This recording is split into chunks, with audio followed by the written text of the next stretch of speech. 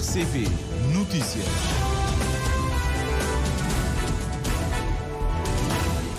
Relógio marca 13 horas em Cabo Verde, Jornal da Tarde da RCV para esta terça-feira. Abrimos com os principais títulos.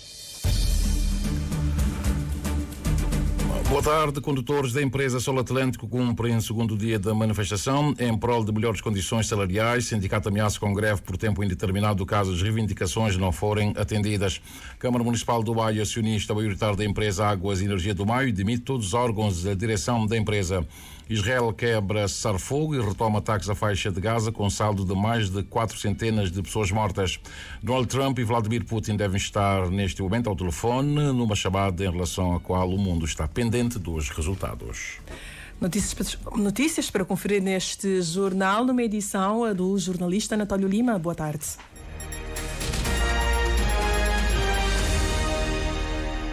Amigo ouvinte da Rádio Cabo Verde, muito boa tarde. Os presidentes Vladimir Putin e Donald Trump devem estar a falar neste exato momento, numa ligação que tem suscitado o interesse de todo o mundo.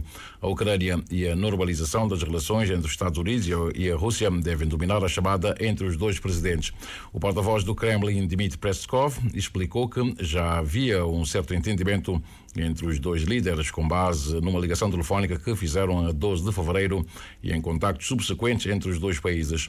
A expectativa é que Donald Trump busque fazer que Vladimir Putin aceite a proposta de cessar-fogo na guerra da Rússia com a Ucrânia e avançar por um fim permanente. Vladimir Putin, por sua vez, deverá fazer com que as preocupações russas sejam levadas em conta e que haja compromissos sólidos sobre as mesmas. A península da Crimeia, anexada pela Rússia em 2014, está no centro da pior crise entre o Ocidente e o Leste desde a Guerra Fria.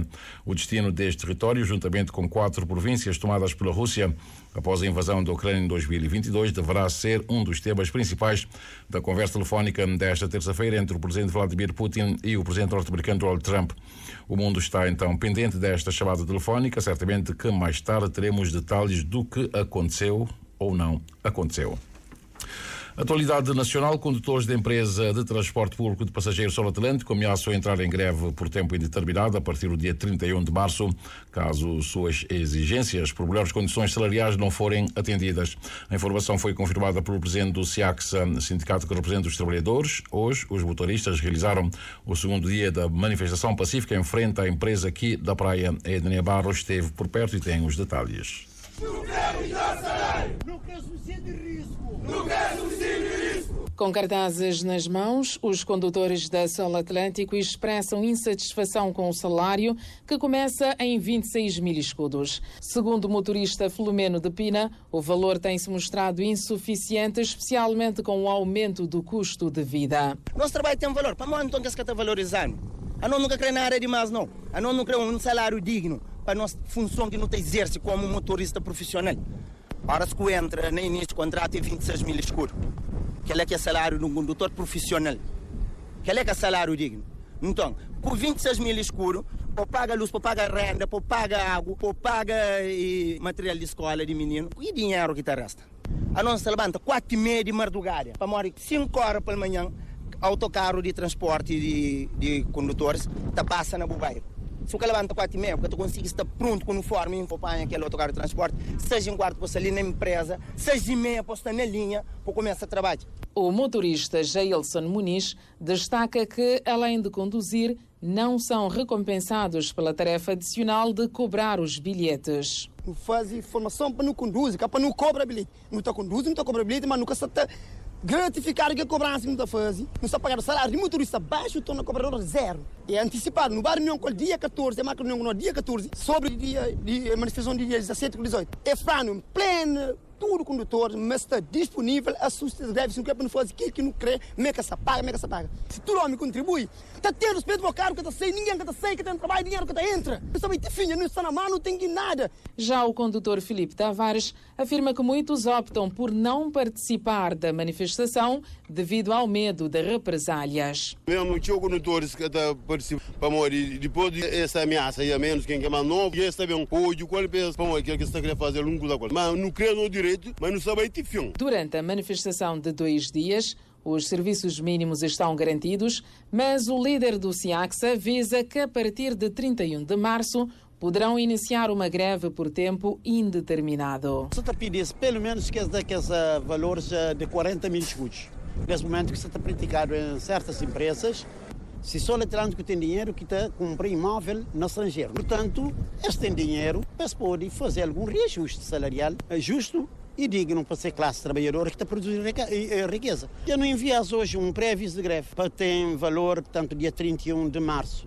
É por tempo indeterminado, até que seja resolvido todo o problema.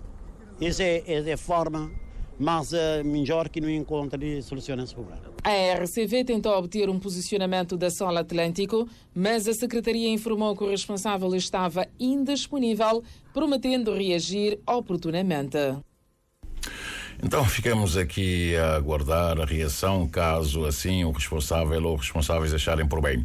E o regime especial que estabelece a reforma antecipada dos funcionários dos serviços municipais de água e saneamento das ilhas de Santo Antão e São Nicolau foi aprovado na especialidade. O diploma foi aprovado esta manhã no Parlamento, na primeira comissão especializada, conforme a Carmelita do Rosário.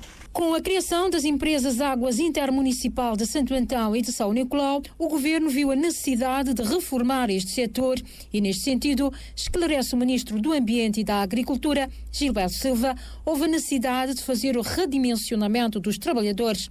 A reforma antecipada de 48 funcionários foi o melhor caminho. No sentido da empresarialização dos serviços de água e saneamento nos vários concelhos do país, e com esta reforma, naturalmente, que todo o pessoal que se encontra nos chamados serviços autónomos de água e saneamento não transitam para as novas empresas criadas. Daí haver, portanto, um redimensionamento do pessoal e criou-se, portanto, esta facilidade para aqueles que não transitam poderem, portanto, reformar-se antecipadamente. E, portanto, esta lei é uma lei-medida que permite que, portanto, possibilita a reforma antecipada a esses funcionários. Estamos a falar, portanto, dos 3 concelhos da Ilha de Santo Antão e dos 2 concelhos de São Nicolau. Um processo que para o titular da pasta do Ambiente foi consensual entre as partes interessadas. É algo consensual, aliás, nós já tínhamos também feito isto em relação à Ilha de Santiago, em que na altura criou-se Águas de Santiago e, portanto, os SAs dos municípios todos tiveram que ser extintos e, por força da extinção dos SAs, para o pessoal que não transitou para Águas de Santiago, optou-se pela reforma antecipada, é o mesmo que se está a fazer agora para Santo Antão e para São Nicolau. Quanto às empresas em si, o governante explicou que a Águas de Santo Antão já está a funcionar e com resultados palpáveis. Quanto à empresa intermunicipal de São Nicolau, Gilberto Silva admite que dentro em breve o processo de sua instalação estará concluído. Olha, a Águas de Santo Antão já está a funcionar, a São Nicolau estamos a concluir o processo para poder também começar, ele é um processo e posso lhe dizer que já em relação a Santo Antão já estamos a observar ganhos, por exemplo, na redução das perdas e na eficiência, portanto, da distribuição da água. A Comissão Especializada dos Assuntos Constitucionais, Direitos Humanos, Segurança e Reforma do Estado, que esteve reunida esta manhã, aprovou na especialidade a proposta de lei que estabelece o regime especial de reforma antecipada dos funcionários dos serviços municipais de água e saneamento das ilhas de Santo Antão e São Nicolau. Mexidas também na empresa Águas e Energias na Ilha do Maio. Vital Tavares já não é mais presidente do Conselho de Administração da empresa. A informação foi avançada pelo próprio, que confirma que todos os órgãos foram demitidos em bloco pela Câmara Municipal, que é acionista maioritário da empresa, conforme apurou José Carlos Varela. O contrato de Vital Tavares, na qualidade de presidente do Conselho de Administração da empresa Águas e Energias do Maio, termina em fevereiro de 2026. Aliás, o próprio Vital teria dito na última entrevista que iria trabalhar tranquilamente até concluir o seu mandato. Só que foi surpreendido com a admissão em bloco de todos os órgãos na última Assembleia Geral dos Acionistas, realizada na passada sexta-feira. Eu contava de que eu ia até fevereiro de 2026. Porque o que aconteceu aqui no maio é inédito. É inédito e eu deixo essa preocupação. Porque não se deve nunca misturar o mandato de um gestor público com um ciclo político. Isso contraria os princípios da reforma. Contraria grosseiramente aos princípios da reforma. Ou seja, condicionar o mandato do gestor público ao ciclo político no caso particular, e questiona-se quando se pode almejar a sustentabilidade. E isso só aconteceu aí na ENE. Portanto, é um caso inédito. Espero que isso não venha repercutir negativamente na gestão da empresa. Portanto, os 2 administradores que me antecederam não terminaram um ano. Eu estou a sair aí com 2 anos. Portanto, isso não é bom para a ENE. É muito mau. Tavares garante que durante esses 2 anos a empresa teve ganhos em todos os setores, por isso diz sair de cabeça erguida. Contamos que nesses 2 anos o abastecimento de água na ilha se tornou mais seguro, mais qualitativo e mais rentável. Nós aprendemos de que houve ganhos em todos os setores, ou seja, não só a nível da sustentabilidade da empresa, a nível de abastecimento em água, o fornecimento de serviços, como também na melhoria das condições de vida dos colaboradores. Nem tudo foi feito, mas o necessário foi feito, saímos de cabeça erguida. Relativamente às reivindicações dos trabalhadores, o administrador que está de malas feitas diz que todas as questões ficaram devidamente resolvidas. Todas as questões laborais ficaram devidamente resolvidas. Nós entregamos o plano de atividade do orçamento para o ano 2025, nós já entregamos aos acionistas o relatório de gestão e contas de 2024, de 2023 foi entregue. Estamos à espera, nesse momento que vem, a nova equipe para entregar todos os dossiês. Portanto, pensamos que não há nenhum pendente. Realçar que a empresa Águas e Energias do Maio comporta 2 acionistas, o município do Maio com 51% e a Sociedade de Desenvolvimento Turístico das Ilhas da Boa Vista e Maio com os restantes 49%. E quanto a Vidal Tavares, é quadro da Agência Nacional de Águas e Saneamento. Deve regressar para o seu quadro de origem já nos próximos meses. E cerca de 25 técnicos da Direção Nacional de Educação recebem capacitação para a utilização do Sistema Integrado de Gestão Escolar, chamado SIG. A formação que decorre ao longo desta semana visa familiarizar os técnicos com as funcionalidades da plataforma e optimizar a gestão pedagógica e administrativa das escolas. A Dina Almeida tem os pormenores. A formação ministrada por técnicos da Direção-Geral de Comunicação, Tecnologias e Multimédia tem como objetivo principal garantir que os técnicos da Direção Nacional da Educação dominem a gestão do Sistema Integrado de Gestão Escolar e saibam extrair o máximo de informações da plataforma, garante o Diretor Nacional da Educação, Adriano Moreno. É uma ferramenta poderosa em termos da gestão pedagógica e administrativa das escolas e que vai permitir com que os nossos técnicos possam extrair o máximo de informações dessa plataforma e poder informar os dirigentes para uma tomada informada de decisão. É sobretudo que os técnicos da Direção Nacional conheçam toda a gestão que está por detrás do SIG. O SIG, que já está em funcionamento nos ensinos básico e secundário de todas as escolas do país, será integrado com outras funcionalidades. Nós queremos fazer uma integração do SIG com outras ferramentas, nomeadamente o módulo de necessidades educativas especiais. Estamos a trabalhar para o pré-escolar poder também integrar e o sistema de educação de jovens e adultos. O desafio é precisamente este. Nós agora temos um programa importantíssimo com o pré-escolar de estruturar esse subsistema e a mesma coisa com a educação básica de jovens e adultos, estando devidamente estruturados e reformados, serão integrados no sistema. A plataforma facilita a tarefa de professores e escolas, permitindo desta forma tomada de decisões mais informada e eficiente. É um sistema obrigatório e os professores, os funcionários da Secretaria e todos nós temos a obrigação de alimentar o SIG para podermos dela extrair o máximo de informações. A internet nas escolas secundárias não é um problema agora. O desafio é aumentar a conectividade das escolas e já estamos a fazê-lo. Algumas escolas já iniciaram inclusive o processo de aumento de conectividade, vai ser alargado para algumas sedes de agrupamentos que estão nas escolas básicas e o desafio é levar a internet a todas as escolas básicas e secundárias do país. Ademais, as escolas terão espaços disponíveis, com computadores disponíveis, com internet disponível, para poderem lançar as suas notas. Em querendo, podem fazê-lo também no conforto do seu lar. A implementação do Sistema Integrado de Gestão Escolar é um passo importante na modernização da gestão escolar em Cabo Verde. E a não introdução das notas nesse sistema, SIG, pelos professores, foi um dos motivos dos processos disciplinares instaurados a alguns professores, a quando da paralisação no ano passado. Alguns consideravam na altura que não era obrigatória tal procedimento. E a Unidade Justino Lopes assinalou hoje o dia do seu patrono no comando da 3ª Região Militar, no quartel da Chada Limpa, aqui na Praia, e o centenário do legado do Herói Nacional. Foi uma oportunidade para celebrar a existência da unidade, mas também para homenagear a própria unidade pelo seu desempenho exemplar em atividades militares e de caráter social. O Canda Amorim Forte esteve por perto e tem uns detalhes.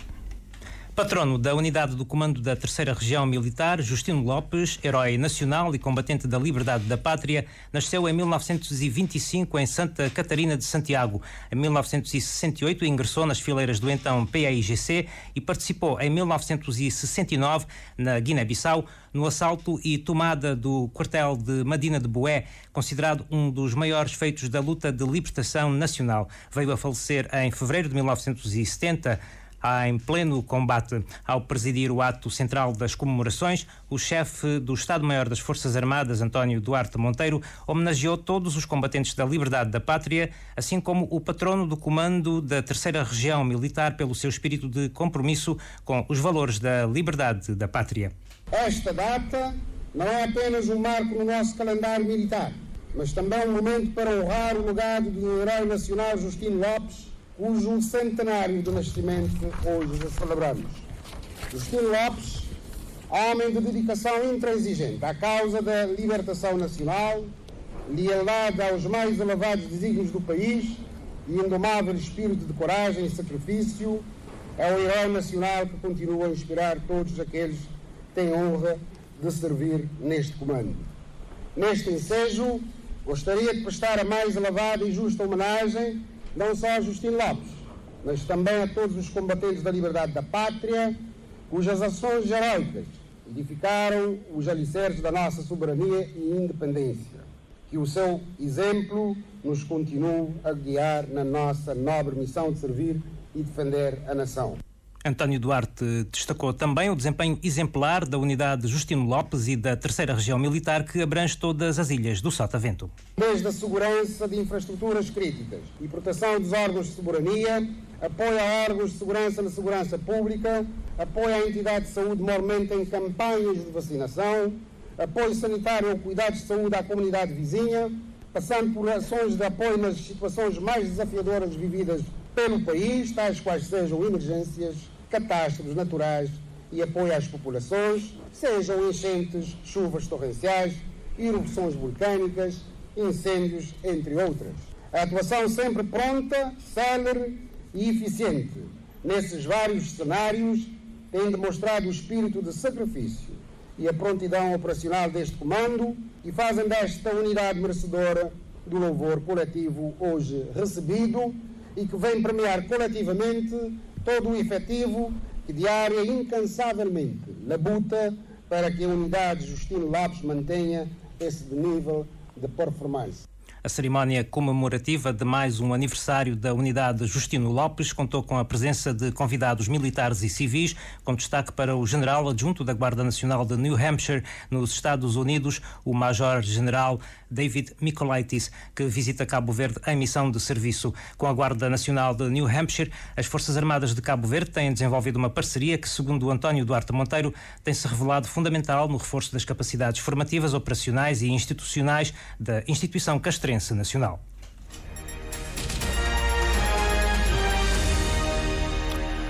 Já temos 13 horas mais 19 minutos e meio. Aqui na Praia, um indivíduo foi surpreendido no aeroporto Nelson Mandela da Praia. Ele veio da Guiné-Bissau e foi surpreendido pela polícia com cocaína no estômago. Moisés Évora, boa tarde. Que outros pormenores que mais aconteceu? Muito boa tarde para ti, para o auditório da Rádio Pública. Sim, apuramos esta tarde que um indivíduo de 34 anos que fez a ligação Bissau-Praia foi surpreendido pela polícia judiciária. Ele foi detido e, inclusive, já foi presente a tribunal. Ele vai ficar em prisão preventiva.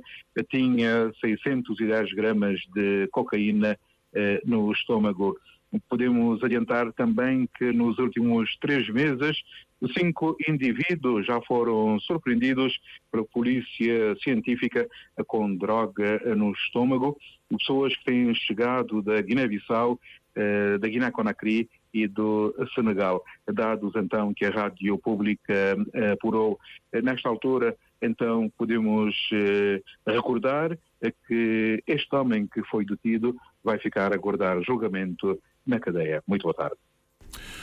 Boa tarde, Moisés. Quando são 13 horas mais 21 minutos, vamos agora à Ilha do Sal, ao encontro do Valdemar Almeida, que está na praia de Ponta Preta, em Santa Maria, onde decorre uma prova internacional. Valdemar, muito boa tarde. Esta manhã tivemos então a competição em masculinos. O que é que o Valdemar apurou até este momento? Muito boa tarde, António. Boa tarde, ouvintes da Rádio de Cabo Verde. O que eu por aí é que já não temos nenhum atleta cabo-verdiano a representar o país na prova masculina da primeira etapa do Circuito Mundial de Kite. Eliminados na terceira ronda, que arrancou por volta das 8 horas e 30 minutos, tivemos o Arsène Dias, que perdeu para Hendrik Lopes, outro crioulo, mas que defende as cores da Suíça, e Mito Monteiro, que foi eliminado pelo português Pedro Matos. Da sangue crioulo vamos ter na quarta ronda o Ayrton Cossolino, que representa a Itália, e Hendrik Lopes, a Suíça. Quarta ronda que já começou mesmo há cerca de menos 15 minutos, com Ayrton Cossolino a defender as cores da Itália e contra o brasileiro Artur Moraes.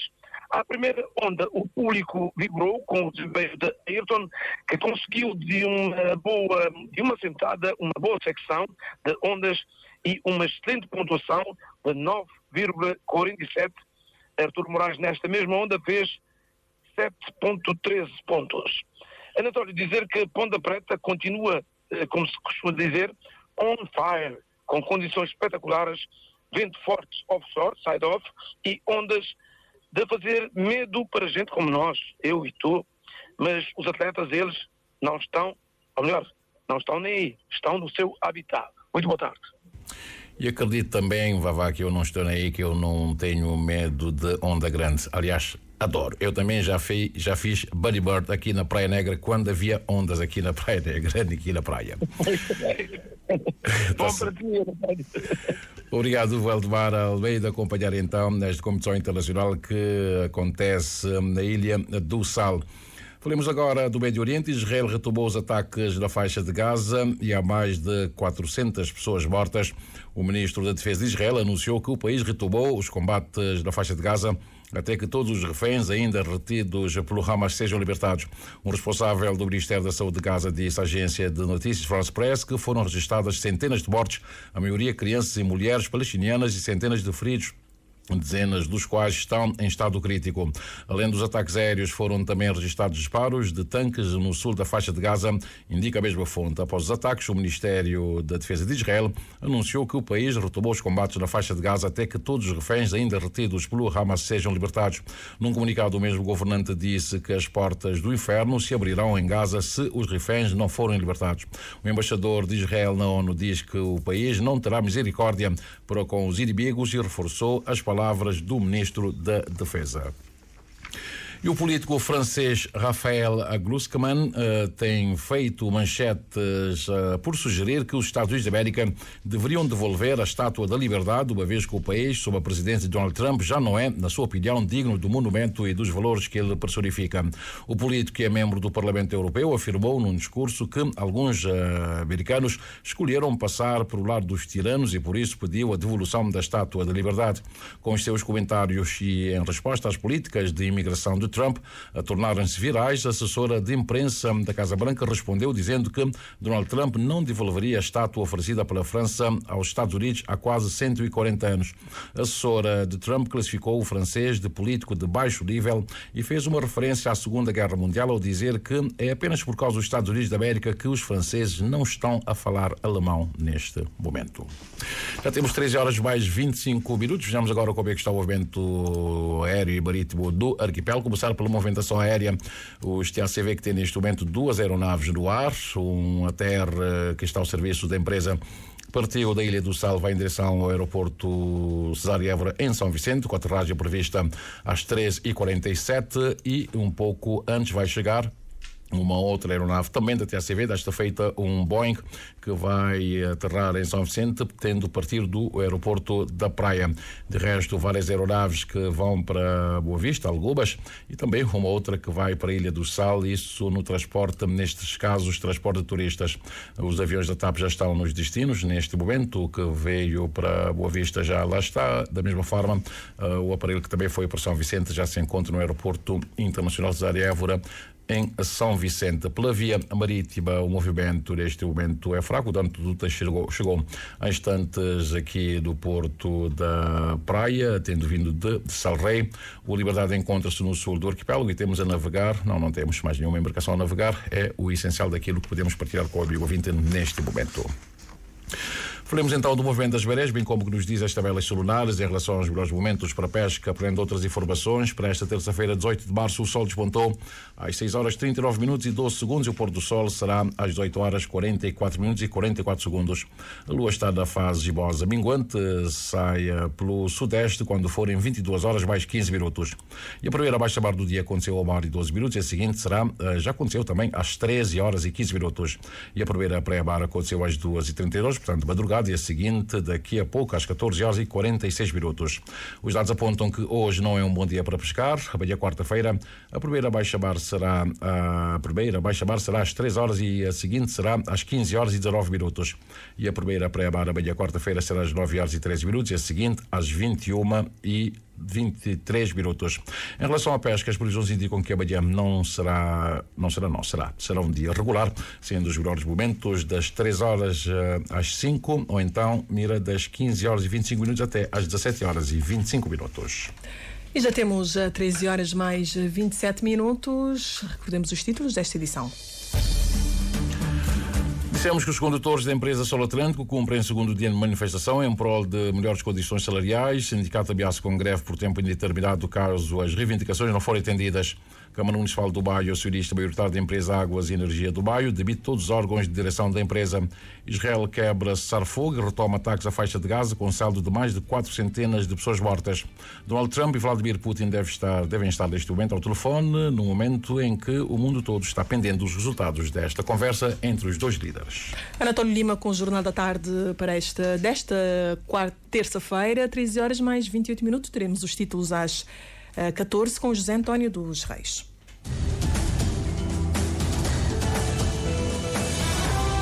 Mais informações em www.rtc.cv e na aplicação RTC Mobile. RCV, o rigor da notícia e o melhor da informação a cada hora.